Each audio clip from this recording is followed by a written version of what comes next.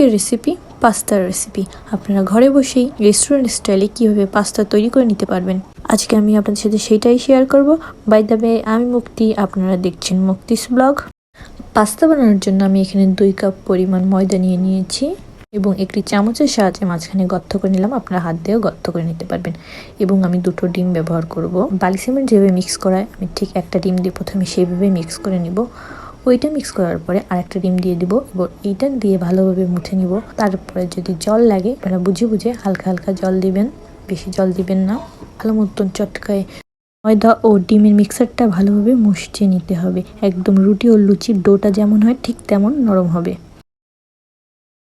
এমনভাবে আঙুল দিলে বসে যাবে। এবার একটা পলিথিনে করে এয়ারটাইট ভাবে রেখে দিব, যাতে করে আলো বাতাস প্রবেশ করতে না পারে। 30 মিনিটের জন্য রেস্টে রেখে দিব। রেস্টে রাখার পরে ডোটাকে 4 ভাগ করে কেটে নিব। দেখতেই পাচ্ছেন কত সফট হয়ে গেছে। রেস্টুরেন্টে কিংবা বড় বড় শপিং মল কিংবা দোকানে খুবই এক্সপেন্সিভভাবে এগুলো বিক্রি করে, কিন্তু এগুলো বানানো খুবই সস্তা। মানে অল্প টাকায় আপনারা বাসায় তৈরি করে নিতে পারবেন। যখন আপনারা অল্প টাকায় বাসায় তৈরি করে নিতে পারবেন, শুধু শুধু কেন আপনি এক গাদা টাকা দিয়ে রেস্টুরেন্টে কিংবা বাইরে থেকে কিনে এনে খাবেন। আপনারা ঘরে বসে রেস্টুরেন্ট স্টাইলে কিংবা সুপার শপ স্টাইলে কিংবা বড় বড় কোম্পানিতে যারা পাস্তা ফ্রোজেনভাবে বিক্রি করে, সেগুলো ঘরে বসে আপনারা তৈরি করে খেতে পারছেন। দোকান থেকে বা রেস্টুরেন্ট থেকে কিনে খাওয়ার কোনো প্রয়োজন নেই। তারা ঠিক এইভাবেই পাস্তা তৈরি করে থাকে। এই রেসিপিটি হলো কোরিয়ান পাস্তার রেসিপি। বড় বড় রেস্টুরেন্টের শেফরা ঠিক এইভাবেই পাস্তা তৈরি করে থাকে। পাস্তা তৈরি করার জন্য শীটটা একদম পাতলা হবে, উপর থেকে তল সাইডের হাত দেখা যাবে, ঠিক এমনটা আমার যেমনটা দেখা যাচ্ছে। আপনারা যদি ঘরে তৈরি করে খান, তাহলে ওরা যে দীর্ঘদিন ভালো রাখার জন্য যে মেডিসিনটা ইউজ করে, সেটা আপনাদের আর খাওয়া লাগছে না। আপনারা একদম সতেজ পাস্তা খেতে পারবেন এবং শরীরের জন্য ভালো হবে। পাস্তা পারফেক্ট এবং সুন্দর দেখার জন্য সাইডের এক্সট্রা যেটা থাকবে সেটা এইভাবে ছুরিতে কেটে ফেলতে হবে। পাস্তা কাটার জন্য একটু ধারালো ছুরি ব্যবহার করবেন। এইবার শীটের উপরে আমি শুকনা ময়দা লাগিয়ে নিব, যাতে করে একটার গায়ে একটা লেগে না যায় কাটার সময়। ঠিক এইভাবে ভাঁজ করে নেব।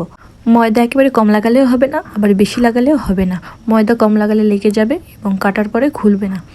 আর ময়দার গুঁড়ি বেশি দিলে তখন রান্না করার সময় বা সিদ্ধ করার সময় বেশি গুঁড়ি গুঁড়ি হয়ে যাবে এবং এটা নষ্ট হবে। পাস্তা বিভিন্ন ডিজাইনে তৈরি করা যায়। আজকে আমি এইভাবে তৈরি করছি। এইভাবে আমার কাছে সহজ এবং তাড়াতাড়ি মনে হয়। সামনে আমি আরও নতুন ডিজাইনের পাস্তার ভিডিও আপলোড দেওয়ার চেষ্টা করব। কাটার পরে পাস্তাগুলোর উপর আমি শুকনো ময়দা ছিটিয়ে দেবো এবং তারপর হাত দিয়ে নেড়ে চেড়ে এভাবে ওঠানামা করবো। এর ফলে পাস্তার ভাঁজগুলো খুলে যাবে খুব সহজেই।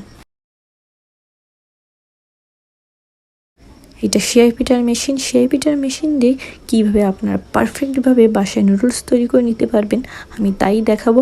হয়তো আপনাদের অনেকেই এই মেশিনটা চিনে না বা জানে না এইটা কি। আমি আপনাদের সামনের দিন দেখাবো কিভাবে এই মেশিন দিয়ে আপনারা ঘরেই তৈরি করে নিতে পারবেন নুডলস। মাত্র 70 থেকে 75 টাকা ব্যয় করে আপনারা 500-600 টাকা দামের নুডলস ঘরেই তৈরি করে নিতে পারবেন।